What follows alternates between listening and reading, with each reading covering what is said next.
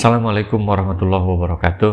Salam semangat setiap saat. Teman Quran, rahimakumullah. Apakah teman Quran termasuk orang yang merokok? Oh, jangan khawatir. Banyak manfaat rokok. Saya sering berbincang dengan teman-teman yang merokok. Di antaranya, dia akan mengurangi ngantuk. Jadi, dengan merokok itu kan ketika sebuah acara, sebuah pertemuan itu biasanya semangat. Begitu. Dan kadang-kadang orang lebih baik disuruh tidak makan daripada disuruh tidak merokok. Manfaatnya itu. Dan juga panjang umur katanya. Jadi orang merokok itu dan lain sebagainya lah. Tetapi di sini saya kira saya tidak akan memperdebatkan apa itu hukum rokok, karena saya kira setiap orang punya alasannya masing-masing. Ada yang mengharamkan, ada yang menghalalkan, mungkin juga ada yang mewajibkan. Meskipun memang kita akan belajar pada kesempatan kali ini tentang karakter ciri umat Nabi Muhammad. Dan umat Nabi Muhammad itu tidak hanya orang Arab, karena Nabi Muhammad diutus untuk seluruh umat manusia. Termasuk orang Yahudi juga banyak yang jadi Muslim. Bani Israel juga banyak yang menjadi Muslim. Jadi ketika zaman Nabi banyak orang ahli kitab itu kemudian yang menerima Nabi sebagai utusan Allah. Dan salah satu karakter utusan pengikut Nabi seperti tertulis dalam kitab Taurat dan Injil adalah meninggalkan khobais, makanan yang buruk. Nah, apakah rokok termasuk makanan yang buruk? Ya silakanlah ditafsirkan sendiri. Dan kita akan coba pembahasan selanjutnya. Kita akan belajar bagaimana Bani Israel itu juga dia melakukan ngeyel ya atau penyimpangan, mengubah kata-kata ketika masuk ke pintu gerbang Palestina.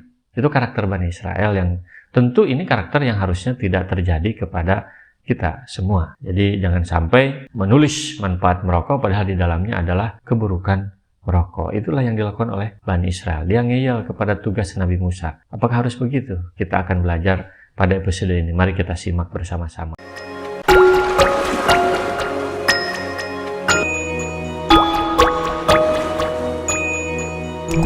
Kenapa pembahasan tentang cerita Bani Israel dalam Al-Quran begitu panjang? Tujuannya adalah untuk menjadi landasan yang kuat dalam rangka dakwah kepada ahli kitab, bahwa Nabi Muhammad itu adalah utusan Allah yang sudah dijelaskan dalam kitab mereka, sehingga tidak ada alasan mereka untuk menolak dakwah Rasul kecuali karena kesombongan. Alladzina yattabi'una rasulan nabiyyal ummiyal ladzi yajidunahu maktuban indahum fit Taurati wal Injil ya'muruhum bil ma'rufi wa yanhahum 'anil munkari wa yuhillu lahumut thayyibati wa yuharrimu 'alaihimul khaba'is وَيُحَرِّمُ عَلَيْهِمُ الْخَبَائِثَ وَيَضَعُ عَنْهُمْ إِصْرَهُمْ وَالْأَغْلَالَ الَّتِي كَانَتْ عَلَيْهِمْ فَالَّذِينَ آمَنُوا بِهِ وَعَزَّرُوهُ وَنَصَرُوهُ وَاتَّبَعُوا النُّورَ الَّذِي أُنْزِلَ مَعَهُ أُولَئِكَ هُمُ الْمُفْلِحُونَ, yaitu orang-orang yang mengikuti Rasul, Nabi yang ummi, tidak bisa baca tulis, yang namanya mereka dapat tertulis di dalam Taurat dan Injil yang ada pada mereka, yang menyuruh mereka berbuat yang ma'ruf dan mencegah dari yang mungkar, dan yang menghalalkan segala yang baik bagi mereka dan mengharamkan segala yang buruk bagi mereka, dan membebaskan beban-beban dan belenggu-belenggu yang ada pada mereka. Adapun orang-orang yang beriman kepadanya, memuliakannya, menolongnya, dan mengikuti cahaya yang terang yang diturunkan kepadanya, mereka itulah orang-orang yang beruntung. Al-Khaba'is artinya segala yang buruk. Ali ibnu Abi Thalhah telah meriwayatkan dari Ibnu Abbas bahwa yang dimaksud dengan segala yang buruk ialah seperti daging babi, riba, dan semua barang haram yang dahulunya mereka halalkan, yaitu makanan-makanan yang diharamkan oleh Allah. Apakah rokok itu termasuk khaba'is? Maka ulama berbeda pendapat tentang hukum rokok. Ada yang menghalalkan, ada pula yang mengharamkan. Bagi sebagian orang rokok mungkin baik, maka ia mewajibkannya. Bagi sebagian lagi rokok itu buruk, maka ia mengharamkannya. Tapi terkadang ayat Al-Quran dan dalil lainnya menjadi tidak penting ketika yang mereka ikuti adalah panutannya.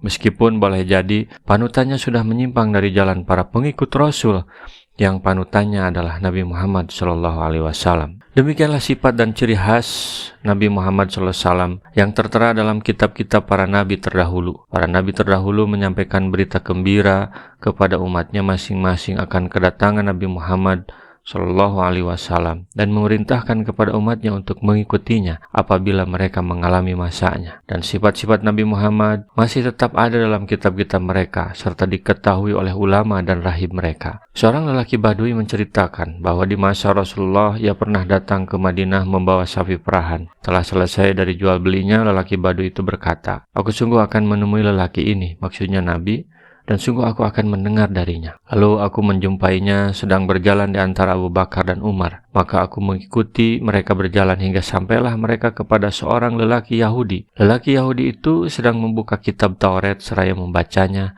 sebagai ungkapan rasa duka dan belasungkawanya atas anak lelakinya yang sedang menghadapi kematian. Anak laki-lakinya itu adalah seorang pemuda yang paling tampan dan paling gagah. Maka Rasulullah bertanya, "Aku mohon kepadamu dengan nama Tuhan yang telah menurunkan kitab Taurat, apakah engkau menjumpai dalam kitabmu ini sifat dan tempat hijrahku?" Lelaki Yahudi itu menjawab pertanyaan Nabi hanya dengan isyarat gelengan kepala yang berarti tidak. Tetapi anak lelakinya yang sedang menghadapi kematian itu berkata, "Ya, demi Tuhan yang telah menurunkan kitab Taurat, sungguhnya kami menjumpai dalam kitab kami sifatmu dan tempat hijrahmu. Dan sungguhnya aku sekarang bersaksi bahwa tidak ada Tuhan selain Allah, dan aku bersaksi pula bahwa engkau adalah utusan Allah." Kemudian anak orang Yahudi itu meninggal dunia. Maka Rasulullah SAW bersabda, "Singkirkanlah orang Yahudi ini dari saudara kalian." Kemudian Nabi SAW mengurus pengafanan dan menyalati mayat anak lelaki Yahudi itu. Hadis diriwayatkan oleh Ahmad dan hadis ini syahih. Rasulullah bersabda, "Bu'istu bil hanifiyatis syamhah." Saya diutus dengan membawa agama yang hanif lagi penuh toleransi. Hadis riwayat Ibnu Katsir. Nabi SAW pernah bersabda pula dalam pesannya kepada dua orang amirnya, yaitu Mu'adz ibnu Abu Musa dan Abu Musa al-Ash'ari ketika beliau mengutus mereka ke negeri Yaman. "Basyiru wala tunafiru, wa yasiru wala tu'asiru, wa tatawwa'a wala tahtalifa." Sampaikanlah berita gembira oleh kalian berdua, janganlah kalian membuat hati mereka antipati, dan bersikaplah mudahlah kalian berdua. Janganlah mempersulit, dan saling bantulah kalian. Janganlah berselisih. Di masa lalu pada umat-umat terdahulu, syariat-syariat yang ditetapkan atas mereka mempersempit diri mereka. Kemudian Allah memberikan keluasan kepada umat ini dalam semua urusannya dan mempermudahnya bagi mereka. "Innallaha tajawaza li ummati ma hadasat bihi anfusaha wa lam takul aw ta'mal." Kata Rasul, sesungguhnya Allah telah memaafkan dari umatku hal-hal yang dibisikkan oleh hatinya selagi ia tidak mengucapkannya dan atau mengerjakannya. Demikian dikatakan Ibnu Katsir. Rasulullah SAW bersabda, "Rufi'an ummati al-khata wa nisyan wa mastukrihu alaih." Telah dimaafkan dari umatku kekeliruan, kelupaan, dan hal yang dipaksakan kepada mereka. Diriwayatkan Ibnu Katsir. Jika ada orang yang menganggap Islam ini dan Nabi Muhammad ini adalah utusan Allah hanya untuk orang Arab, maka anggapan tersebut salah. Karena Allah mengutus Nabi Muhammad untuk seluruh manusia. Qul ya ayyuhan nasu inni rasulullahi ilaikum jami'an alladzi lahu mulkus samawati wal ardh la ilaha illa huwa yuhyi wa yumit fa aminu billahi wa rasulihin nabiyil ummiyil ladzi yu'minu billahi wa kalimatihi wattabu'uhu la'allakum tahtadun. Katakanlah, hai Muhammad, wahai manusia, sesungguhnya aku ini utusan Allah bagi kamu semua, yang memiliki kerajaan langit dan bumi. Tidak ada Tuhan yang berhak disembah selain Dia, yang menghidupkan dan mematikan. Maka berimanlah kamu kepada Allah dan Rasul-Nya, yaitu Nabi yang ummi, yang beriman kepada Allah dan kepada kalimat-kalimatnya. Ikutilah Dia agar kamu mendapat petunjuk. Ini adalah proklamasi Nabi Muhammad bahwa beliau adalah utusan Allah untuk seluruh umat manusia. Siapa yang mengutusnya? Yang memiliki kerajaan langit dan bumi.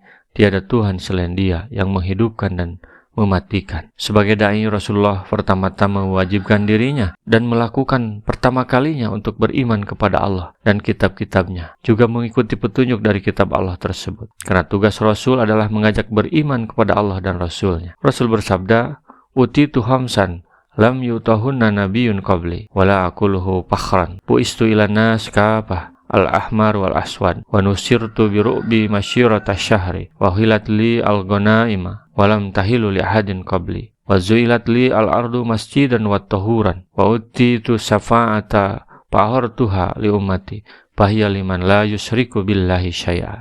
Aku dianugerahi 5 perkara yang belum pernah diberikan kepada seorang nabi pun sebelumku. Aku katakan hal ini bukan karena membanggakan diri. Aku diutus untuk semua umat manusia, baik yang berkulit merah maupun yang berkulit hitam. Aku diberi pertolongan melalui rasa gentar yang mencekam hati musuh sejauh perjalanan 1 bulan, dan dihalalkan semua ghanimah bagiku. Padahal ghanimah tidak dihalalkan bagi seorang pun sebelumku. Dan bumi ini dijadikan bagiku sebagai masjid dan sarana bersuci. Dan aku diberi izin memberi syafaat, maka sengaja saya tangguhkan buat umatku di hari kiamat nanti. Syafaatku akan diperoleh oleh orang yang tidak mempersekutukan Allah dengan sesuatu pun. Hadis riwayat Ahmad. Rasulullah SAW bersabda, "Walladzi nafsi biyadihi la yasma'u bi rajulun min hadhil ummah Yahudiyun wala Nasraniyun summa la yu'minu bi ila dakhalan nar." Demi Tuhan yang jiwaku berada dalam genggaman kekuasaannya, tiada seorang lelaki pun dari kalangan umat ini yang mendengar perihal diriku, baik seorang Yahudi ataupun seorang Nasrani, kemudian ia tidak beriman kepadaku, melainkan masuk neraka. Hadis riwayat Bukhari Muslim. Wa min qaumi Musa ummatu yahduna bil haqqi wa bihi ya'dilun. Dan di antara kaum Musa itu terdapat suatu umat yang memberi petunjuk kepada manusia dengan dasar kebenaran, dan dengan itu pula mereka berlaku adil menjalankan keadilan. Di antara mereka adalah Abdullah bin Salam radhiyallahu anhu yang sering menghadapi kaum Yahudi pada masanya. 12 suku Bani Israel, akal-akalan Bani Israel. Setelah mereka bertaubat, Allah mengampuni mereka dan memberi nikmat kepada mereka, yaitu mereka itu Bani Israel maksudnya. Tetapi kemudian mereka menyimpang kembali dengan mengakali atau nehnik terhadap aturan Allah. Wa qata'nahum musnatay asrata asbatan umama wa auhayna ila Musa idistasqahu qaumuhu anidrib yasaqal hajar pambajasat min husnata asrata aina qad alima kullu nasim masrabahum wa dhalalna alaihimul ghamama wa anzalna alaihimul manna wa salwa kulu min taibati ma razaqnakum wa ma dhalamuna walakin kanu anfusahum yadlimun. Dan kami membagi mereka menjadi 12 suku yang masing-masing berjumlah besar. Dan kami wahyukan kepada Nabi Musa ketika kaumnya meminta air kepadanya, pukullah batu itu dengan tongkatmu. Maka memancarlah dari batu itu 12 mata air.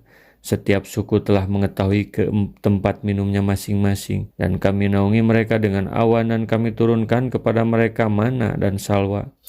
Kami berfirman, makanlah yang baik-baik dari rezeki yang telah kami berikan kepadamu. Mereka tidak menjalimi kami, tetapi merekalah yang selalu menjalimi dirinya sendiri. Ingatlah kalian kepada nikmat yang telah kulimpahkan setelah aku memperkenankan doa Nabi kalian, yaitu Musa. Dikala ia meminta air minum kepadaku buat kalian hingga aku mudahkan memperoleh air itu, dan aku keluarkan air itu dari batu yang kalian bawa.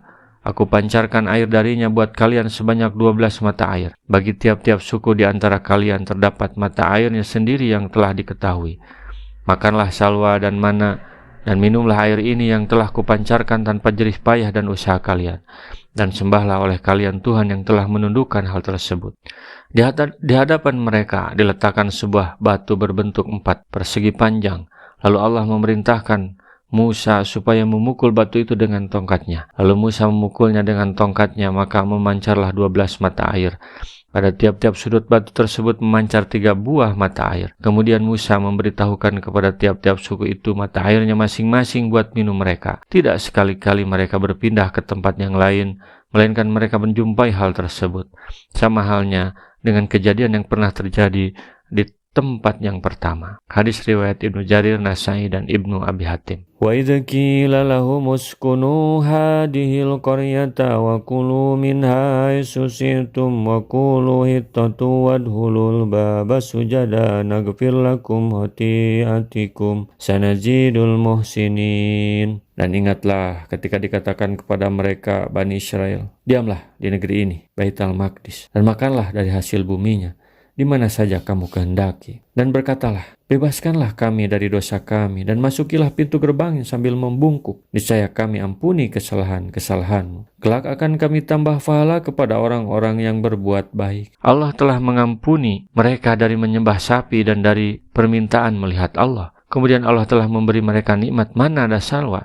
Tetapi ketika Allah memerintah memasuki sebuah kota dengan mengucapkan doa dan memasuki gerbangnya dengan sujud, mereka mengubahnya. Ketika Rasulullah masuki Mekah juga, saat putuh Mekah, beliau bersujud di atas ontanya. فَبَدَلَ الَّذِينَ ظَلَمُوا مِنْهُمْ قَوْلًا غَيْرَ الَّذِي قِيلَ لَهُمْ وَأَرْسَلْنَا عَلَيْهِمْ رِجْزًا مِنَ السَّمَاءِ بِمَا كَانُوا يَظْلِمُونَ. Maka orang-orang yang zalim di antara mereka mengganti perkataan itu dengan perkataan yang tidak dikatakan kepada mereka. Maka kami timpakan kepada mereka azab dari langit disebabkan kezaliman mereka. Qala al-Bukhari, hadatsani Muhammad, hadatsana Abdurrahman bin Mahdi an Ibnil Mubarak an Ma'mar an Hamam bin Munabih an Abi Hurairah radhiyallahu anhu anin Nabi sallallahu alaihi wasallam qala qila li bani Israil udhulul baba sujada wa qulu hittatun fadahalu yajhapuna ala astahihim wa badalu wa qalu hittatun habbatun bisya'ratin. Imam Bukhari meriwayatkan dari Abu Hurairah, Nabi telah bersabda, dikatakan kepada Bani Israel, masukilah pintu gerbangnya sambil sujud dan katakanlah hitatun, atau artinya ampunilah dosa-dosa kami. Ternyata mereka memasuki dengan mengesot dan mengganti ucapannya, lalu mereka mengatakan habbah bisya'rah, biji dalam rambut. Ya mereka itu begitu merendahkan dan meremehkan perintah Nabi Musa yang hakikatnya perintah Allah.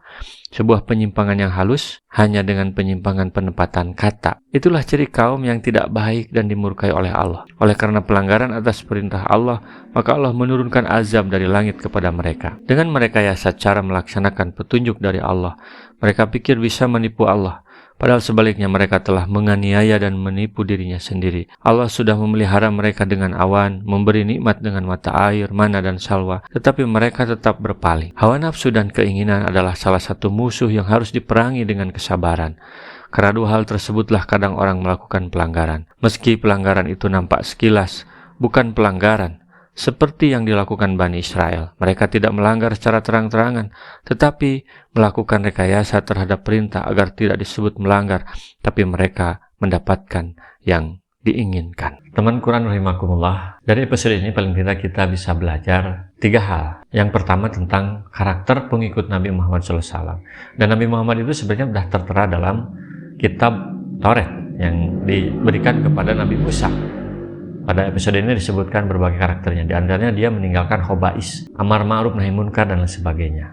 Yang kedua, bahwa Nabi Muhammad SAW itu diutus tidak hanya untuk bangsa Arab, tetapi untuk seluruh umat manusia. Maka tidak heran kalau misalnya peradaban Islam itu bergerak dari ujung timur sampai ujung barat, dari ujung selatan sampai ujung utara. Kenapa orang Indonesia kemudian jadi Muslim?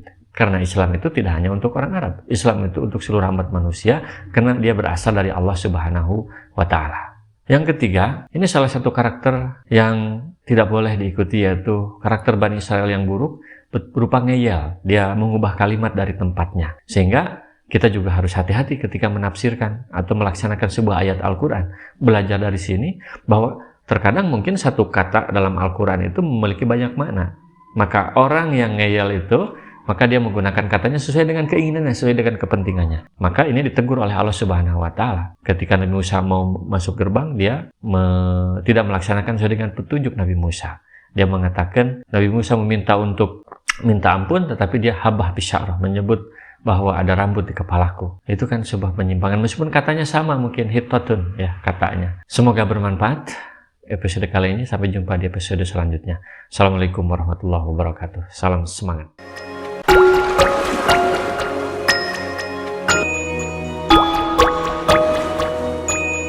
Thank you.